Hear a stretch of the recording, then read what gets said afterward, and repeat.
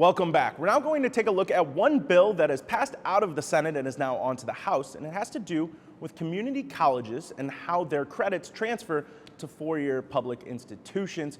Joining us now is Brian Durham, Executive Director of the Illinois Community College Board. Thank you so much for joining us today. Glad to be here. Thanks for having me. So this is something that would have a very big impact on students. I know people who have had this issue where they take a course that would be able to transfer to their major at a four-year institution, but just because of the way that credits transfer between a community college and a four-year institution, it doesn't actually count, and they have to take that class all over again. As I understand it, this bill would just put those credits on an even level and stop that discrepancy from happening. Yeah, exactly. I mean, we really have a great transfer system on the general education side. If you take a general education course, it transfers as the same course. But in the space around major courses, so if you take a Chemistry 200 at a community college and you go on to a university, they can give you elective credit, they can require you to take that course over, and all we're trying to do is really even the playing field here. If you take it at a community college, you should get credit for the equivalent course at the university. So where is the disconnect happening there? Is that the four-year institution saying you have to take this course here, and the state, this bill would have the state step in and change that? Or is this a state requirement that is keeping the four-year institutions from not counting this credit equally? I mean, the four-year institutions are making the decision, and ultimately it will go sometimes all the way to the department level, but they're looking at an individual student's transcript. You have somebody who evaluates that, and they're ultimately deciding whether or not the course meets the same standards. And what's unique about this system is we're really talking about major courses that go through the Illinois Articulation Initiative, where those courses are reviewed by faculty that are community colleges and universities in partnership, determined to have the same outcomes, determined the syllabi look largely the same. I mean, they have to cover the same material. They're getting a code that's showing their equivalent, but then on the major side, they're still getting to universities and not being put in those equivalent slots. And that just doesn't make any sense because they are being vetted. It's not willy-nilly any course out there. I mean, there's still lots of institutional decision-making here, but these are vetted courses that have already been shown to meet these same outcomes. Is this something that a student will traditionally find out about when they're making the transfer, or will they go into those courses at the community college understanding that this may not transfer to a four-year institution if they move on? I mean, I think students typically go in thinking these courses are going to transfer, and they find these things out as they make that leap from the community college to the four-year. So when we talk about community colleges and the role they serve in higher education and the entire higher education system as a whole, a lot of students go for those first couple of years just to it's maybe a cheaper option before they move on. They can find out if they really want that major that they were thinking they want to pursue, but it's just more affordable outright. But if there's that confusion about whether or not what they're doing at the community college will transfer correctly, do you worry that that takes away from not the legitimacy, but the sort of when students are deciding when they go to college that community college is really an option if they don't know if those credits are going to transfer correctly?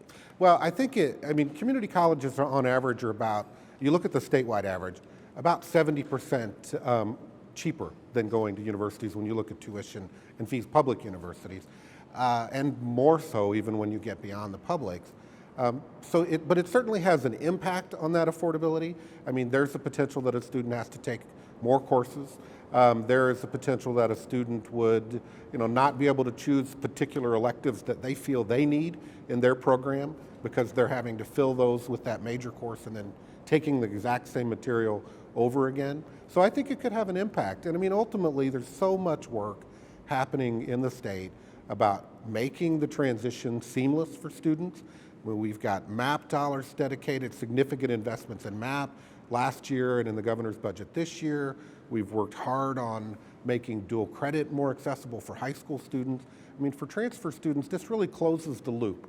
You get gen ed, you get to transfer all your gen eds, and you would get to transfer those majors. So you come in really at the same level of students who start at the university. You already mentioned those investments. Governor Pritzker's made it clear what he wants to see for higher education funding. He's actually been touring the state the past couple of weeks just to talk about those investments, and a lot of that has to do with MAP grants.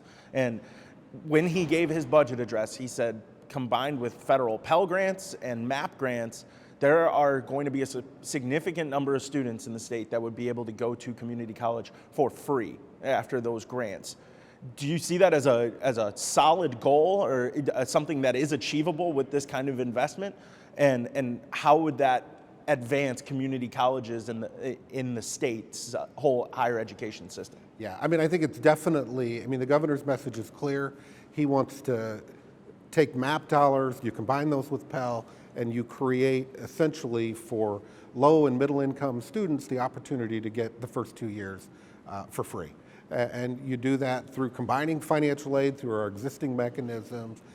It just makes community colleges, and I think really emphasizes the important position they play in the system.